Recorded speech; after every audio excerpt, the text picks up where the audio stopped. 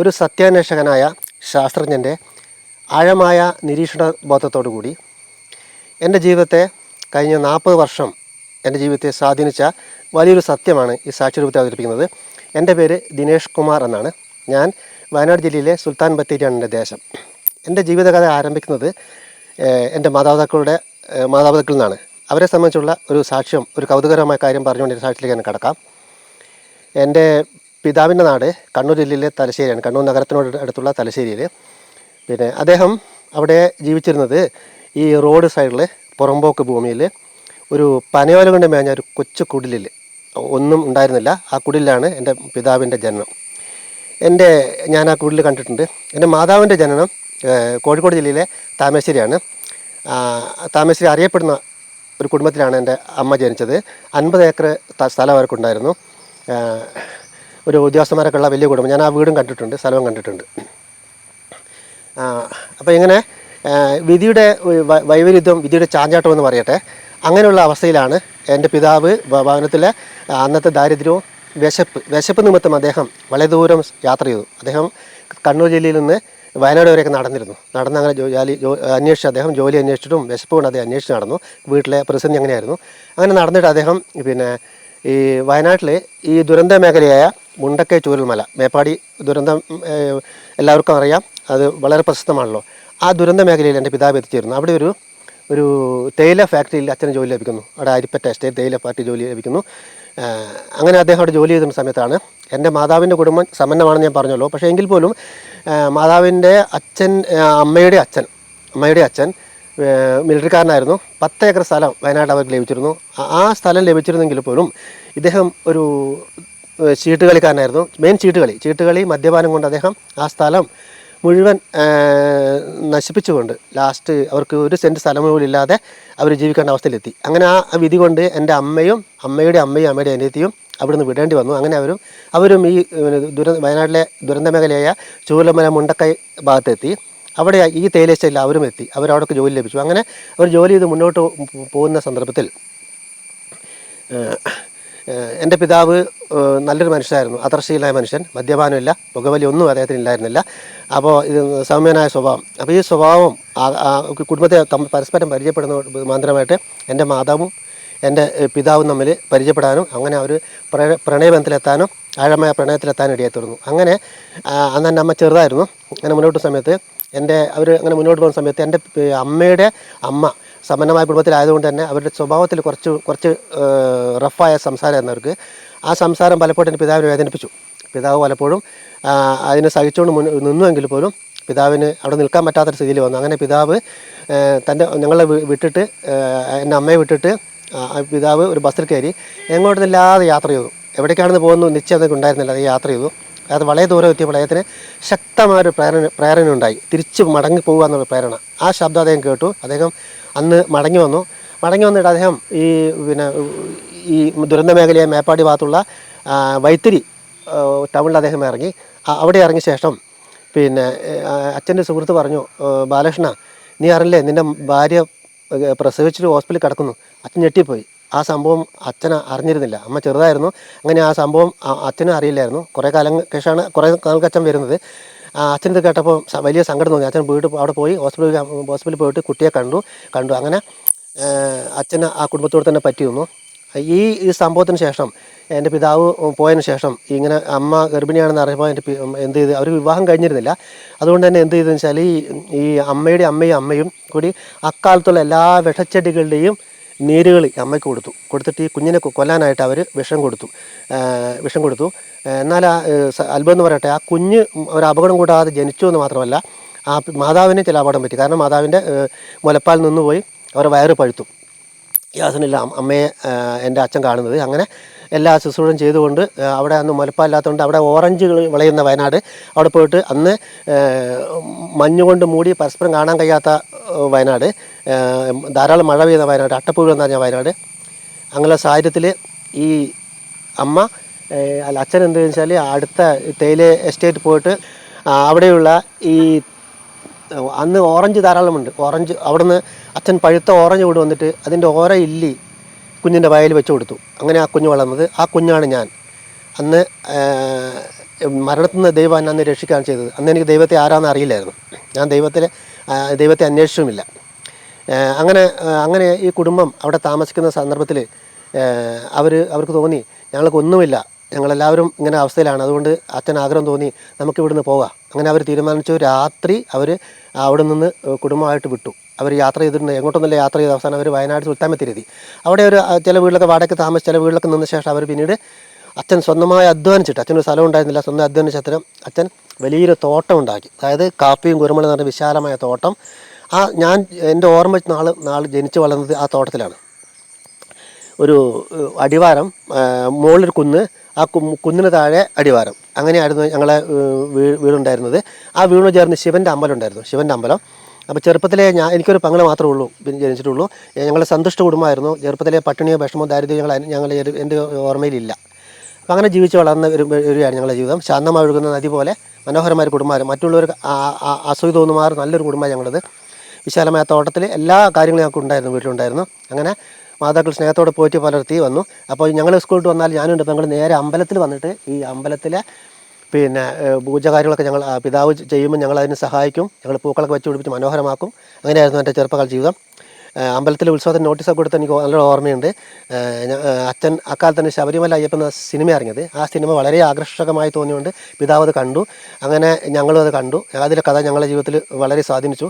പിന്നീട് അച്ഛൻ 4 വർഷം ശബരിമല പോയി, ഞാൻ 1 വർഷം പോയി. അവിടെ വെച്ചിട്ട് ഒരു സന്യാസിയെ പരിചയപ്പെട്ടു. ബ്രഹ്മശ്രീ മിത്രൻ നമ്പൂതിരിപ്പാട് എന്ന സന്യാസിയുടെ പേര്.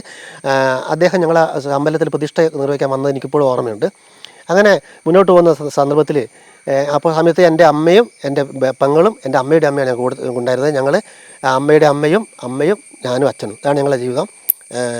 ചെറുപ്പത്തിലെ ധാരാളം കളിച്ച് വളരാൻ എനിക്ക് സാധിച്ചിട്ടുണ്ട്. കാരണം ഞാൻ ചെറുപ്പം മുതലേ നേരെ 8 വരെ ഞങ്ങൾ കളിച്ച് വളരും, കൂട്ടുകാരുടെ ഒപ്പം കളിച്ച് വളരും. അതുപോലെ വായന, ഇഷ്ടംപോലെ വായിക്കാൻ അവസരം ലഭിച്ചു, ഫ്രീ ആയ സമയം ലഭിച്ചു എനിക്ക്. അതുപോലെ ഭക്ഷണത്തിനൊന്നും ഒരു വിഷമം എനിക്ക് ഉണ്ടായി. എല്ലാം കൊണ്ട് ഞാൻ സന്തോഷമായി ജീവിച്ചു. അങ്ങനെ സന്തുഷ്ടമായി ജീവിച്ച കുടുംബം പെട്ടെന്നാണ് പ്രകമ്പനം കൊള്ളുന്ന സംഭവങ്ങളോട് നീങ്ങിയത്. ഞങ്ങൾ അതിശയപ്പെട്ടു പോയി. കാരണം 33 കോടി ദൈവങ്ങൾ ഞങ്ങളുടെ ജീവിതത്തിൽ ഞങ്ങൾ ഒരിക്കലും പ്രതീക്ഷിക്കാത്ത, എത്ര ആത്മാർത്ഥമായിട്ട് അമ്പലത്തിൽ പൂജ നടത്തിയ അച്ഛൻ, ശബരിമലയിൽ നിന്ന് സന്യാസം കൊണ്ടുവന്ന് ഈ പൂജ നടത്താൻ ആഗ്രഹിച്ച അച്ഛൻ, പിന്നെ ശുദ്ധം നെയ്ക്ക് വേണ്ടിയിട്ട് അദ്ദേഹം നെയ്യ് ഉണ്ടാക്കിയിട്ട് അമ്പലത്തിൽ കാര്യങ്ങൾ ചെയ്യും. അങ്ങനെ ചെയ്ത അച്ഛന് എന്തുകൊണ്ടാണ് സംഭവിച്ചത്? കാരണം പെട്ടെന്ന് സംഭവം ഞാൻ പറയാം. ഒന്നാമത് എൻ്റെ പിതാവ് പെട്ടെന്ന് മാരകമായ ക്ഷയരോഗത്തിന് ബാധിച്ചു. അദ്ദേഹത്തിൻ്റെ ക്ഷയരോഗം ബാധിച്ച അദ്ദേഹത്തിൻ്റെ രക്തം കട്ടകെട്ടുകായി തുപ്പാൻ തുടങ്ങി. ആരോഗ്യവാനായ മനുഷ്യനാണ്. ക്രമേണ അദ്ദേഹം തിരിച്ചറിയാത്ത കോലത്തിലായിപ്പോയി. മരുന്നുകൊണ്ടൊന്നും അദ്ദേഹം സൗഖ്യമായില്ല. മാരക ക്ഷയരോഗം ബാധിച്ച് അദ്ദേഹം തകർന്നു. അപ്പോൾ അദ്ദേഹം പലപ്പോഴും ദൈവത്തോട് പ്രാർത്ഥിക്കും, പക്ഷേ ദൈവത്തിന് മറുപടിയില്ല. നമ്മൾ കേട്ടിരിക്കും പാട്ട്. അതായത് ദേവദാസ് സിനിമയിൽ ദേവദാസി ദുഃഖത്തോട് പടിയിറങ്ങുമ്പോൾ ദേവന് പൂജയ്ക്കായി സമർപ്പിച്ച ദേവദാസി കണ്ണു തുറക്കാത്ത ദൈവങ്ങളെ, കരയാൻ അറിയാത്ത ദൈവങ്ങളെ എന്ന് പറഞ്ഞ് പാട്ടുപാടി വരുന്നൊരു രംഗമുണ്ടല്ലോ. അതേപോലെ തന്നെ ക്ഷേത്രത്തിൻ്റെ പടി ഇറങ്ങിക്കൊണ്ട് ദുഃഖിക്കേണ്ട സാഹചര്യം ഞങ്ങളുടെ ജീവിതത്തിൽ വന്നു. പലപ്പോഴും ആ ദുഃഖങ്ങൾ ഞങ്ങളെ ആഴമായി ബാധിച്ചു. ക്രമേണ ജീവിതത്തിൽ പിതാവ് മാനസികമായി തകർന്നു, ശാരീരികമായി മാനസികമായി തകർന്നു. അത് ഞങ്ങളുടെ ജീവിതത്തിലെ ആദ്യ ദുഃഖമായിരുന്നു. പിന്നീട് എൻ്റെ വലിയമ്മയായിട്ട് അച്ഛൻ വലിയ പ്രശ്നങ്ങളുണ്ടായി. പലപ്പോഴും വലിയമ്മയുടെ പെരുമാറ്റം ബാധിച്ചു. അച്ഛനുമായി പ്രശ്നമുണ്ടായി. വലിയമ്മ പലപ്പോഴും വീട്ടിൽ നിന്ന് ഇറങ്ങേണ്ടി വന്നു. ഏറ്റവും സമ്പന്നമായ കുടുംബം ജനിച്ച വലിയമ്മയാണ്, അമ്മയുടെ അമ്മയാണ് അനാഥയായി മാറിയത്. അവർക്ക് റോഡ് ആധാരമായിട്ട് മാറി. അത് എന്നെ വളരെ ഞെട്ടിപ്പിച്ചു കളഞ്ഞു. എൻ്റെ അമ്മയെക്കാൾ അധികം സ്നേഹിച്ച് വളർത്തിയത് എൻ്റെ അമ്മയുടെ അമ്മയായിരുന്നു. അതുകൊണ്ട് തന്നെ എനിക്കത് താങ്ങാനാവാത്ത വിഷമമുണ്ടാക്കി. മൂന്നാമത് എൻ്റെ സംഭവിച്ച കാര്യം എന്ന് പറഞ്ഞാൽ എൻ്റെ അച്ഛൻ്റെ ദുഃഖം ഞങ്ങൾക്ക് പലപ്പോഴും രാത്രി ഉറങ്ങാൻ കഴിയില്ല. അച്ഛൻ രാത്രി ഉറങ്ങാതെ വീട്ടിലെ പാത്രങ്ങളൊക്കെ നശിപ്പിക്കുക, മരങ്ങളൊക്കെ വെട്ടിമുറിക്കുക, അങ്ങനെ ഒരുപാട് അച്ഛൻ മാനസിക രോഗി എല്ലാ ലക്ഷണം കാണിച്ചുകൊണ്ട് നടന്നു. അദ്ദേഹം ഒരു മാനസിക രോഗിയായിട്ട് വളരെ കാലം അദ്ദേഹം ജീവിക്കേണ്ടി വന്നു. ഈ ദുരന്തം ഞങ്ങളെ ഞെട്ടിച്ചു കളഞ്ഞു. ഞങ്ങളൊരു ഞങ്ങൾ ആ സമയത്ത് 33 കോടി ദൈവങ്ങൾ ഞങ്ങളെ വീട്ടിൽ വന്ന് പുഞ്ചിരിയോട് ഞങ്ങളെ ആശ്വസിച്ചിരുന്നെങ്കിൽ ഞങ്ങൾ ആഗ്രഹിച്ച സമയങ്ങൾ ഞങ്ങളുടെ ജീവിതത്തിലുണ്ടായി. പക്ഷേ ആരും വന്നില്ല, ആരും ഞങ്ങളെ ആശ്വസിപ്പിക്കാനുണ്ടായില്ല. ജീവിതം ദുഃഖകരമായി മാറി.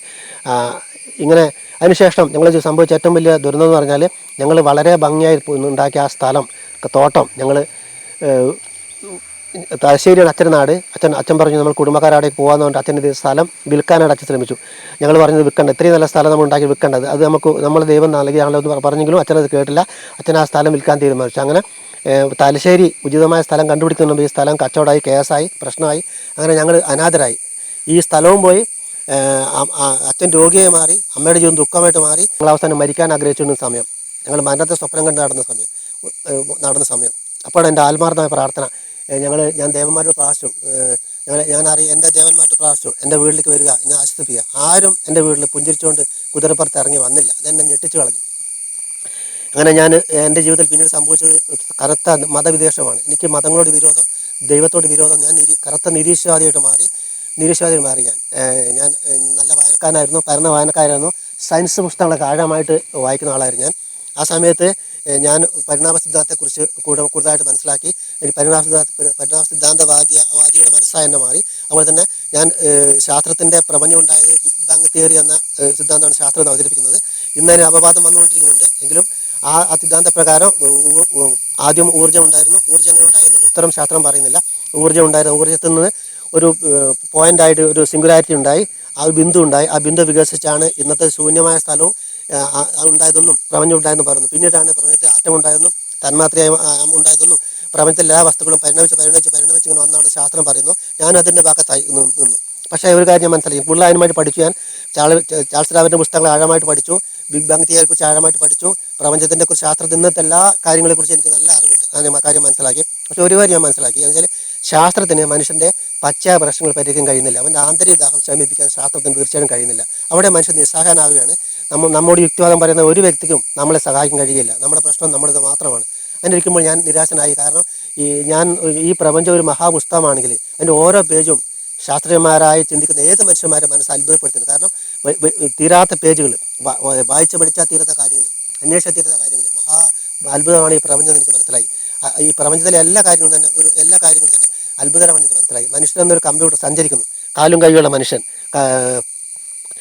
അവൻ്റെ തലച്ചോറ് സ്ഥാപിച്ച സ്ഥലം, അവന് കാണാനുള്ള കാഴ്ചയുള്ള കണ്ണുകൾ, കേൾക്കാനുള്ള ചെവികൾ, ആനന്ദിക്കാനുള്ള കണ്ണിൽ ആനന്ദിക്കാൻ ഒരുപാട് കാര്യങ്ങൾ, ചെവിയിൽ കേൾക്കാൻ ഒരുപാട് സന്തോഷങ്ങൾ, അതേപോലെ അവന് ചിന്തയിൽ ഒരുപാട് അത്ഭുതകരമായ കാര്യങ്ങൾ, അതോടെ തന്നെ രുചിച്ചറിയാൻ ഒരുപാട് അതിശയകരമായ രുചികൾ.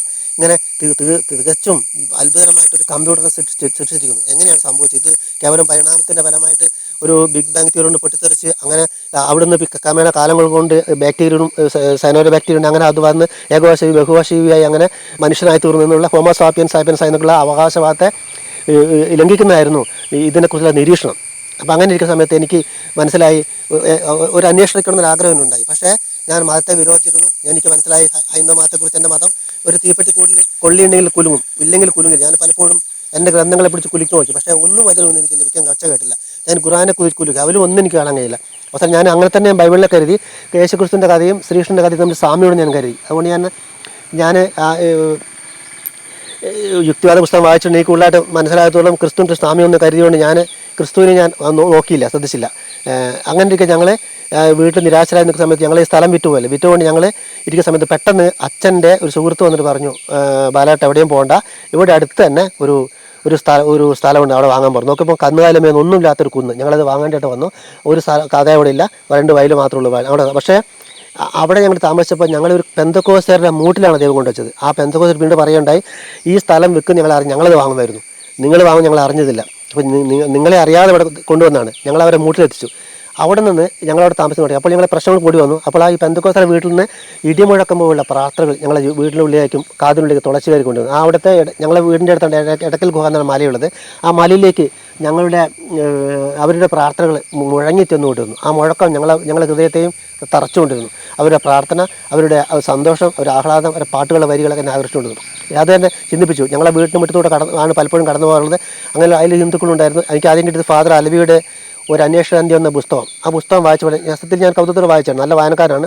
എനിക്ക് വളരെ അതിശയം. ഒരു ഇസ്ലാം കുടുംബത്തിൽ നിന്ന് വലിയ വെല്ലുവിളികളും വില കൊടുത്തുകൊണ്ട് ഒരു ഉസ്താദിൻ്റെ മകൻ ക്രിസ്ത്യാനിയായി മാറുന്ന കഥ. അവർ രവീന്ദ്രനാഥ് മഹാരാജിൻ്റെ പുസ്തകം കിട്ടി. ഒരു യോഗിയുടെ പുനർജന്മം, ഒരു സന്യാസിയുടെ മകൻ്റെ ജീവിതചരിത്രം. ഒരു സന്യാസിയായി ജീവിച്ച രവീന്ദ്രനാഥ് തൻ്റെ അച്ഛന്ന് വിളിക്കാൻ പറ്റില്ല, അച്ഛൻ തപസ്വിയാണ്. അങ്ങനെയുള്ള അയാളുടെ മകൻ, അവരുടെ അനുഭവസാക്ഷ്യമാണ് ഒരു യോഗിയുടെ പുനർജന്മം. അത് എന്നെ സ്വാധീനിച്ചു. കൂടാതെ എന്നെ സ്വാധീനിച്ചത് ഇതായിരുന്നു. പിന്നെ പാകിസ്ഥാനിലെ മന്ത്രിയായിരുന്ന മന്ത്രിയുടെ പത്നി എഴുതിയ ദൈവമെൻ്റെ പിതാവായപ്പോൾ എന്നുള്ള പുസ്തകം. ആ പുസ്തകത്തിൽ മാഡം ബിൽക്കുഷ് എഴുതി ദൈവൻ്റെ പിതാവായപ്പോൾ എങ്ങനെയാണെന്ന്. അതുകൊണ്ട് തന്നെ എനിക്ക് ഇവരുടെയൊക്കെ സാക്ഷ്യങ്ങൾ എന്നെ ജീവിതത്തെ സ്വാധീനിച്ചു. എങ്കിലും എൻ്റെ ജീവിതത്തിൽ അനുഭവങ്ങളൊന്നും ഉണ്ടായിരുന്നില്ല. പക്ഷെ ഞാൻ ആ സമയത്ത് PG വരസിൻ്റെ പുസ്തകങ്ങൾ കിട്ടി. പക്ഷേ എന്നെ ഏറ്റവും സ്വാധീനിച്ചത്, എൻ്റെ രക്ഷയ്ക്ക് വരാൻ കാരണമായിരുന്നത് റേഡിയോ ആണ്.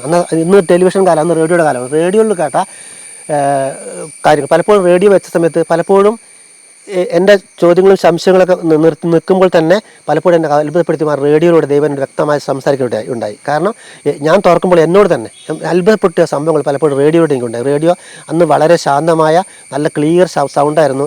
വിശ്വവാണി, ഫീബർ റേഡിയോ, സിലോൺ 3 നിലകളിലൂടെയും വരുന്ന സന്ദേശങ്ങൾ വളരെ ആനന്ദകരമായിരുന്നു. ഞാൻ വിചാരിച്ചത് ഇതൊരു ക്രിസ്ത്യൻ മതത്തിൻ്റെ ഒരു പുരോഹിതന്മാരുടെ പാരായണം മാത്രമായിരിക്കും. എനിക്ക് മതങ്ങളോട് തമാശയായിരുന്നു, ചിരിയായിരുന്നു, അന്ധവിശ്വാസമായിരുന്നു. പക്ഷേ സകല ബുദ്ധിയും കവിയുന്നതാണ് ബൈബിൾ തെളിയിച്ചത് റേഡിയോ സുവിശേഷമാണ്. അങ്ങനെ ഞാൻ അന്വേഷിക്കാൻ തുടങ്ങി. ഞാനൊരു വെള്ള കടലാസ് എഴുതിയിട്ട് എൻ്റെ വിഷയങ്ങൾ എഴുതി. ഞാൻ എൻ്റെ വിഷയങ്ങൾക്ക് എഴുതി. ഞാൻ എഴുതി ഇങ്ങനെ: എൻ്റെ പിതാവ് മഹാരോഗിയാണ്, അദ്ദേഹം സൗഖ്യം വന്നിട്ടില്ല. എനിക്ക് രണ്ട് രോഗങ്ങളുണ്ട്. രണ്ട് രോഗം എനിക്ക് ശരീരത്തിന് ശക്തമായ രോഗങ്ങളുണ്ടായിരുന്നു. അതായത് ഒന്ന് പൈൽസിനെ ബാധിച്ച് ഞാൻ വളരെ കാലം കഷ്ടപ്പെട്ടിട്ടുണ്ട്, അധികമായിരുന്നു. മറ്റൊന്ന് എനിക്കൊരു വൈറസിൻ്റെ രോഗം ഉണ്ടായിരുന്നു. അതുകൊണ്ട് കരളിനെ ബാധിച്ച് കരൾ തകർത്തും ഞാൻ കരുതുന്ന സന്ദർഭം ഉണ്ടായി. അങ്ങനെ 2-3 രോഗങ്ങൾ എന്നെ വളരെയധികം ബാധിച്ചിരുന്നു. ഞാൻ എഴുതി. ഞാൻ രോഗിയാണ്, ഞാൻ എഴുതി. സൗഖ്യമാണെന്ന് ആഗ്രഹിച്ചു. എൻ്റെ പിതാവിന് വേണ്ടിയും എൻ്റെ വല്യമ്മയുടെ പ്രശ്നം എഴുതി. വല്യമ്മ അനാഥയായി വീടില്ലാതെ സഞ്ചരിക്കുന്നു, എൻ്റെ പെങ്ങളുടെ ഭാവി നഷ്ടപ്പെട്ടു പോയി. ഞാൻ എഴുതി. ഒരു 15ഓളം വിഷയങ്ങൾ ഞാൻ എഴുതി.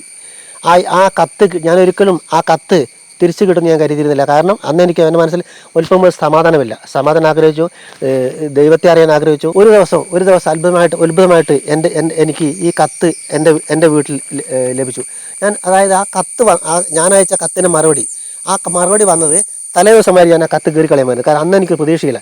ഈ കത്ത് വരുന്ന ദിവസം എന്തോ ഞാൻ കത്ത് പ്രതീക്ഷയല്ല, എന്തോ ഒരു പ്രതീക്ഷ ദൈവം നൽകി. ഒരു സംഭവിക്കാൻ പോകുന്ന പോലെ എന്തോ ഒരു പ്രതീക്ഷ, എനിക്കൊരു ഉന്മേഷം നൽകി. അപ്പോഴാണ് ഈ കത്ത് എൻ്റെ കയ്യിൽ കിട്ടുന്നത്. ഈ കത്ത് വായിച്ചതിൻ്റെ കണ്ണ് നിറഞ്ഞു കഴിയുക. കത്ത് ഇങ്ങനെയായിരുന്നു: സഹോദര, നിങ്ങളുടെ കത്ത് ഞങ്ങൾ കിട്ടി. ഞങ്ങൾ കണ്ണുനീരോട് നിങ്ങൾക്ക് വേണ്ടി പ്രാർത്ഥിച്ചിരിക്കുന്നു. അവൻ എണ്ണമില്ലാതെ അത്ഭുതങ്ങളും തടുക്കാനാവാത്ത വൻ കാര്യങ്ങൾ ചെയ്യുന്നു എന്നുള്ള ആ വാക്യത്തോടുകൂടി ആ കത്തിലൂടെ എഴുതി. ആ കത്ത് എന്നെ സ്തംഭിപ്പിച്ചു. ഞാൻ ആ കത്ത് വായിച്ചു. ഞാനൊരു അച്ചടിച്ച കത്ത്, ഞാനൊരിക്കലും അങ്ങനെ കത്ത് പ്രതീക്ഷിച്ചിട്ടില്ല. പക്ഷേ ആ കത്ത് എനിക്ക് അന്ന് കീറിക്കളയാൻ തോന്നിയില്ല. എന്തോ സംഭവിക്കുമെന്ന് എനിക്ക് ബോധ്യമുണ്ടായി. ആ കത്ത് കിട്ടിയ അന്നും ഞാൻ പലരെയും കത്ത് കാണിച്ചു, കുറേ കാലം സൂക്ഷിച്ചു. ആ കത്ത് കിട്ടിയ അന്ന് മുതൽ എൻ്റെ ജീവിതത്തിൽ അത്ഭുതങ്ങൾ സംഭവിക്കുകയാണ്. ഞാൻ എന്തെല്ലാം പ്രാർത്ഥിച്ചോ എല്ലാ കാര്യം നടന്നു. ഒന്ന്, ഞാൻ ആഗ്രഹിച്ചത് എനിക്ക് യഥാർത്ഥമായി ദൈവമുണ്ട് നടന്നത്. ദൈവമുണ്ട് എനിക്ക് മനസ്സിലായി. ബൈബിൾ ക്രിസ്തു ദൈവമുണ്ട്. ബൈബിൾ കുലുക്കി നോക്കൂ, അതിനുള്ളിൽ സത്യമുണ്ട് എനിക്ക് മനസ്സിലായി. അതുപോലെ എനിക്ക് യഥാർത്ഥമായ സമാധാനം ഞാൻ ആഗ്രഹിച്ചു. എൻ്റെ ബൈബിൾ സമാധാനം എന്ന വാക്ക് വരുന്നു. ബൈബിൾ പറയുന്ന ഒരു വാക്കല്ല.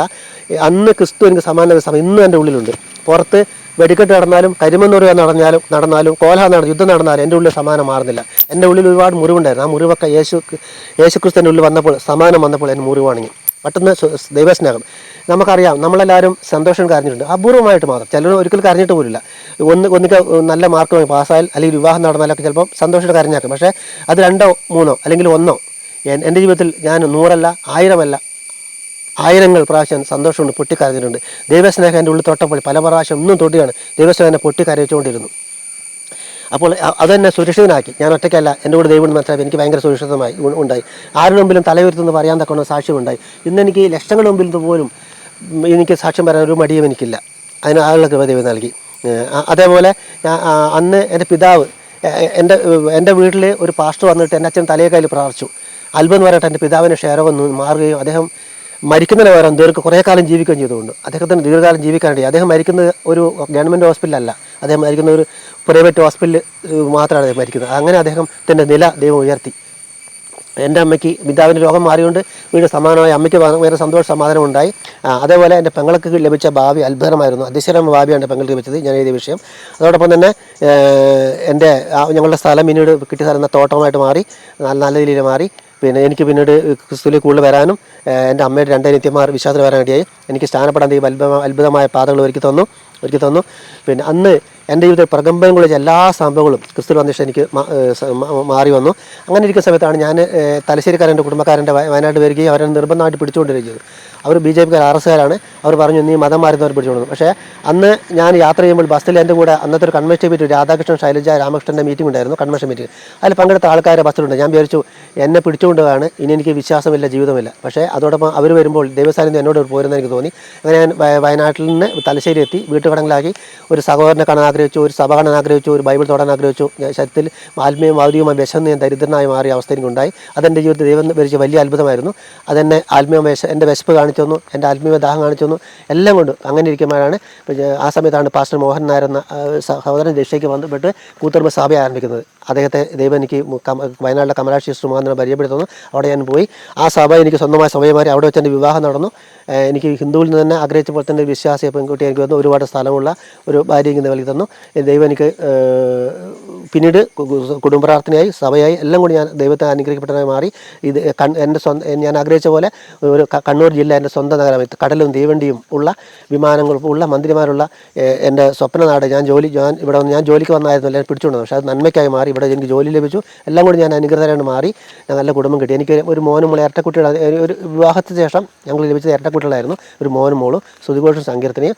അവർ പഠനത്തിൽ നല്ലവണ്ണം പഠിച്ചു, നല്ല മാർക്കോടെ പാസ്സായി SLC ഇപ്പോൾ A+ കിട്ടി. എല്ലാത്തിനും നല്ല വിഷയയുടെ മാർക്കാവാൻ സ്റ്റെപ്പായി ഉയർന്നു. അവന് കോളേജിൽ തന്നെ മോന് ഉന്നതമായ ജോലി കിട്ടി. അവനൊന്ന് സോഫ്റ്റ്വെയർ എഞ്ചിനീയറായിട്ട് ജോലി ചെയ്യുന്നു. മകളും നന്നായി പഠിച്ചു, അവൾക്കും നേഴ്സായ ജോലി ലഭിച്ചു. അവളിപ്പോൾ പഠിക്കുകയാണ്. അങ്ങനെ ഞാൻ പറഞ്ഞു തരുന്നത് കഴിഞ്ഞ 40 വർഷം തിരിഞ്ഞു നോക്കുമ്പോൾ ഈ വചനം പോലെ എന്നെ അത്ഭുതപ്പെടുന്ന ദൈവത്തിൻ്റെ വചനം പോലെ ദൈവനെ അനുഗ്രഹിച്ചു. കാരണം ദൈവം അത്ര നല്ലവനാണെന്ന് എനിക്ക് പറയാനായിട്ട് കഴിയും. ഞാൻ ജീവിക്കുന്നു എന്നുള്ളത് എൻ്റെ ജീവിതത്തിൻ്റെ മനസ്സിലായി. കൂടുതൽ തെളിവുകൾ എനിക്ക് ആവശ്യമില്ല. എൻ്റെ ജീവിതം തന്നെ ദൈവം എന്നെ തെളിയിച്ചു വന്ന അനുഭവം ദൈവം നടത്തി. അപ്പോൾ ഞാൻ ക്രിസ്തുവിൽ ഏറ്റവും സന്തുഷ്ടനാണ്. കാരണം ഇന്ന് ഞങ്ങൾക്ക് സ്വന്തമായി പ്രാർത്ഥിക്കാൻ ഒരു ഭവനോ ദൈവം നൽകി തന്നു. റോമർ 1:20 പറയുന്ന വാക്യതാണ്, അവൻ്റെ നിത്യശക്തിയും ദിവ്യത്വമായ അവൻ്റെ അദൃശ്യ ലക്ഷണങ്ങൾ ലോക സൃഷ്ടി മുതൽ അവൻ്റെ പ്രവൃത്തികളെ ബുദ്ധിക്ക് തെളിവായി വെളിപ്പെട്ട് വരുന്നു. അവർക്ക് എതിരാളികൾക്ക് പ്രതിവാദം ഇല്ലാതിരിക്കേണ്ടത് തന്നെ. കാരണം ലോകത്തിൻ്റെ ദൃഷ്ടിയിൽ നിന്ന് ബൈബിൾ ഒരു വിഡിത്ത കഥയാണ്, ഭോഷത്വമാണ്. എന്നാൽ ഈ വിഡിത്ത കഥ ആര് വിശ്വസിക്കുമോ അവർക്ക് മനസ്സിലാവും ബൈബിൾ പ്രകാരം ക്രൂശിന് പകരം നശിച്ചു പോകുന്നൊരു ഭോഷത്വവും രക്ഷിക്കപ്പെടുന്ന നമുക്ക് ദൈവശക്തിയുമാകുന്നു. ഈ വാക്യം പറയട്ടെ. ബൈബിൾ എന്നത് നിങ്ങൾ കുലുക്കി നോക്കുക, അതിനുള്ളിലുണ്ട്. അത് യാഥാർത്ഥ്യമാണ്. ക്രൂശിൻ്റെ പകരം നശിച്ചു പോകുന്നൊരു ഭോഷത്വവും രക്ഷിക്കപ്പെടുന്ന നമുക്ക് ദൈവശക്തിയുമാകുന്നു എന്ന് പറയുന്നു എന്നാണ് വ്യക്തം. അത് എൻ്റെ ജീവിതത്തിൽ കഴിഞ്ഞ 40 വർഷം അനുഭവിക്കേണ്ടി. ഈ സാക്ഷ്യം നിങ്ങൾ ആദ്യം മുതൽ അവസാനം ശ്രദ്ധയോടുകൂടി കേൾക്കണം. നിങ്ങൾക്ക് സംശയങ്ങളോ ചോദ്യങ്ങളോ എന്തെങ്കിലും വിഷയങ്ങളുണ്ടെങ്കിൽ തീർച്ചയായിട്ടും എൻ്റെ നമ്പറിൽ എന്നെ വിളിക്കുക. നിങ്ങൾക്ക് മറുപടി പറയാൻ ഞാൻ സദാ സന്നദ്ധനാണ്. ഞാൻ സന്തുഷ്ടനാണ്. നിങ്ങളുടെ ചോദ്യം ഉത്തരം പറയാനായിട്ട് അവസരങ്ങൾ ദൈവം നൽകും ഞാൻ വിചാരിക്കുന്നു. നിങ്ങളുടെ മറുപടി പ്രതീക്ഷിക്കുന്നു. സ്നേഹപൂർവ്വം ദിനേഷ് കുമാർ, കണ്ണൂർ ജില്ലയിലെ കൂത്തുപറമ്പിൽ നിന്നും.